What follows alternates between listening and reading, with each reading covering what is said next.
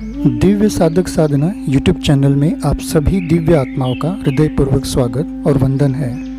आज की आध्यात्मिक कथा में हम एक निर्धन आदमी की बात करेंगे। कैसे वह अपने चंचल मन पर काबू पाकर एक क्षण में वह एक महात्मा से भी कई गुना बड़ा बन गया।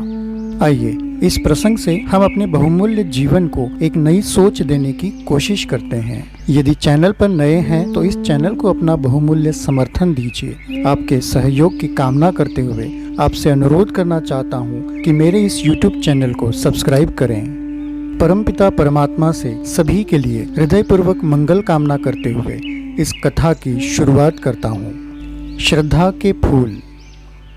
एक बार किसी गांव में एक बड़े संत महात्मा का अपने शिष्यों सहित आगमन हुआ। सब लोग इस होड़ में लग गए कि उन्हें क्या भेंट करें। उसी गांव में एक गरीब जूते सिलने वाला मोची रहता था। उसने देखा कि घर के पीछे वाले कुंड में एक सुंदर सा कमल का फूल खिला हुआ है। उसके मन में विचार आया और एक चिंता भी सताने लगी। उसने यह निर्णय लिया कि आज इस फूल को ही बेचकर कुछ गुजारा कर लेते हैं, क्योंकि नगर में कोई महात्मा आए हैं। सभी लोग तो उनके दर्शनों को गए हैं, तो आज मेरा जूतों का धंधा तो चलने से रहा। यह सोच वह तालाब के अंदर कीचड़ में घुस गया। उस सुंदर कमल के फूल को बड़े ही सावधानी से तोड़कर एक केले के पत्ते का दोना बनाकर उसके अंदर उस कमल के फूल को रख दिया। पानी की कुछ बूंदें कमल पर पड़ी हुई थी, जिससे वह सुंदर दिखाई दे रहा था। वह आदमी उस कमल के फूल को बेचने के लिए घर के बाहर सड़क किनारे खड़ा हो गया। तभी एक सेठ की नज़र उस सुंदर फूल पर पड़ी और सेठ ने पूछा, क्या तुम इस फूल को मुझे दोगे? मैं तुम्हें इसके बदले चांदी के 2 सिक्के दूंगा। वह निर्धन आदमी आश्चर्यचकित होकर सोच विचार में पड़ गया कि यह तो एक तो आने का फूल है, इसके लिए चांदी के 2 सिक्के दिए जा रहे हैं। बड़े ही आश्चर्य की बात है। इतनी देर में वहां पर एक और सेठ आ गया, जो उसी नगर का बड़ा नगर सेठ था। उसने भी उस फूल को देखा और उसे खरीदने की इच्छा जताई।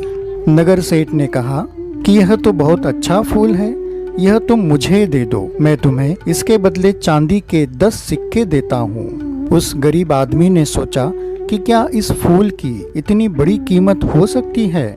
नगर सेठ ने सोच में पड़े आदमी को देखकर कहा कि अगर तुम्हें दाम कम लग रहे हो तो ज्यादा देने के लिए भी मैं तैयार हूँ। नगर सेठ ने बात आगे बढ़ाते हुए कहा कि मेरी इच्छा है कि मैं इस फूल को महात्मा के चरणों में अर्पित करूं, इसलिए इस फूल का उत्तम मूल्य मैं तुम्हें दे रहा हूं। देखते देखते उस मोची के आसपास भीड़ इकट्ठा होने लगी थी।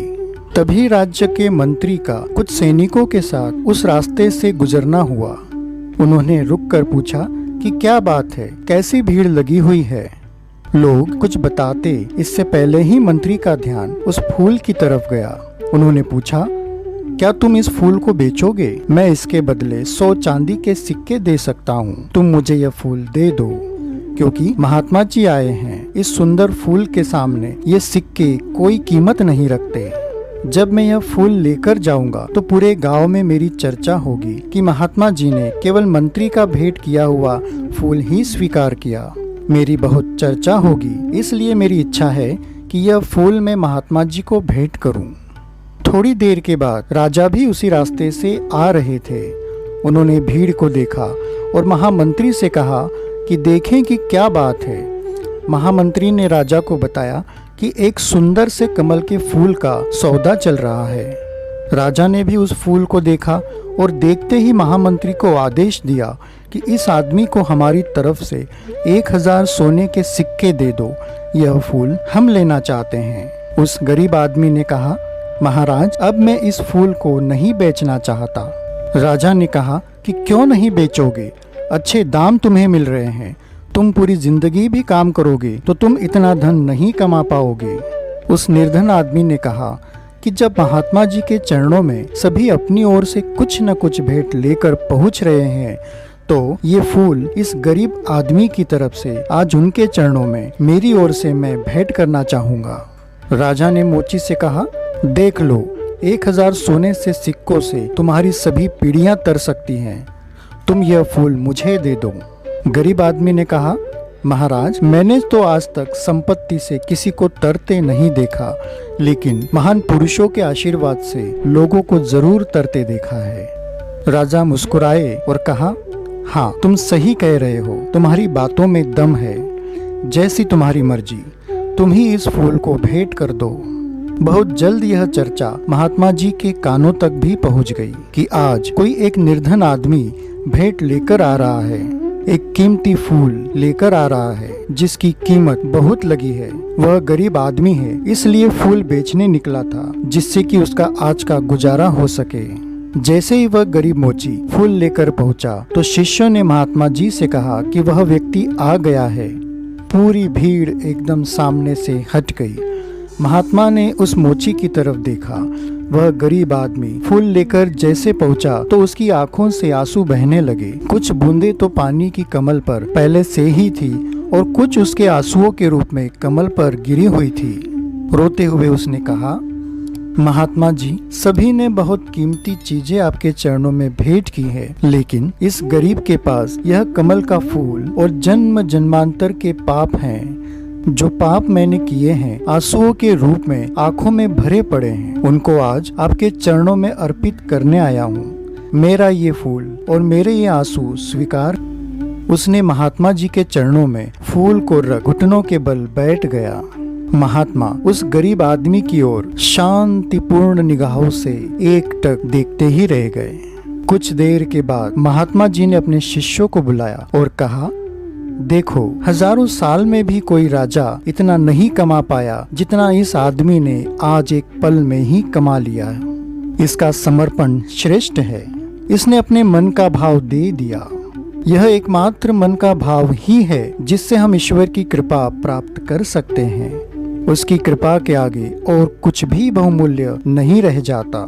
जब हमारे सभी भाव संयमित हो जाते हैं तब हमारे अंदर अनंत शांति छा जाती है और इच्छाएं होते हुए भी हम इच्छा विहीनता की स्थिति को प्राप्त कर लेते हैं। यह स्थिति इस आदमी ने बड़े ही सहजता से आज कुछ ही पल में पा ली है, जिसे हम जन्म जन्मों की तपस्या से भी प्राप्त नहीं कर पाते हैं। दोस्तों, हमारा मन इसलिए चंचल होता है कि जब तक इस मन की इच्छा के लायक हम कुछ पा नहीं लेते तब तक वह हमें चैन नहीं लेने देता। चंचलता मन का स्वभाव है। मन की इच्छाओं के साथ हम विचारों के घोड़ों पर सवार होकर कभी अपने अतीत तो कभी भविष्य की ओर यात्रा करते रहते, इस बात की परवाह किए बगैर कि हमारा भूतकाल जा चुका है और वह अब कभी नहीं आ सकता।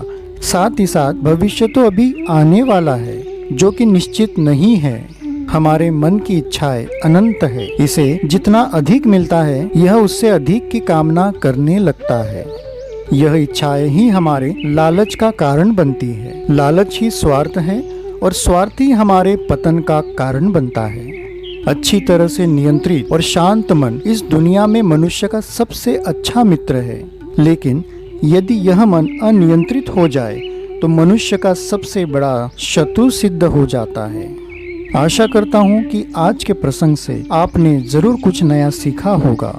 अपनी प्रतिक्रियाएं कमेंट में ओम नमः शिवाय लिखकर जरूर दीजिए। आपको यह वीडियो पसंद आई है तो कृपया इसे लाइक और अपने परिजनों इष्ट मित्रों को शेयर जरूर करें। साथ ही इस चैनल को सब्सक्राइब कर अपना बहुमूल्य योगदान देने का कष्ट करें। आइए हम ईश्वर को धन्यवाद देकर इन आशीर्वादों से अपने जीवन को एक सार्थक जीवन में जीने का प्रयत्न करें। ओम नमः शिवाय, ओम नमः शिवाय, ओम नमः शिवाय।